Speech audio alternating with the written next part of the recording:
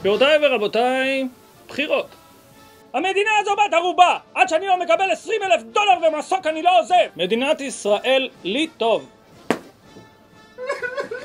בדיוק בימים אלו כשהפרוסטטה שלי מתנפחת ואני לא מצליח לישון בלילה, זה פרס שקיבלתי על תאורה במלחמת המפרץ שעשיתי בשמיים. טילים! יש טילים! לטעון את הנשק, להיכנס את הנגמש, להזריק את טרופין, לפתוח את הלוף, לחתוך את היד ולהירגע!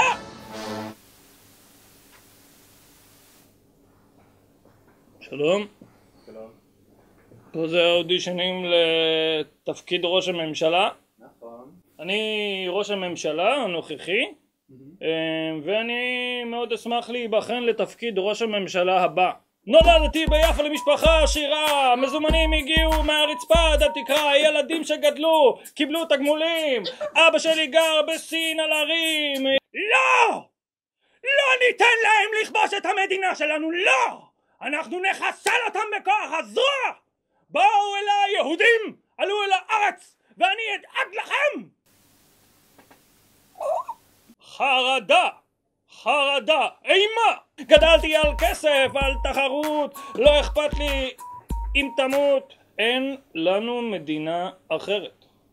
והסיבה היחידה שאני יושב כאן בכיסא הזה היא כי אכפת לי מכל אחד ואחד מהילדים שלי. יש לנו כסף ויש לנו מקלט, מכל האנשים כבר לא אכפת, יכולים להיכנס לי על התחת בינימט, מכל האנשים כבר לא אכפת. ישראל יקרים, בימים קשים אלו, כשמלחמה פורצת בכל רגע מכל חזית ומיליוני ילדים שלכם מתים, להגיד את זה?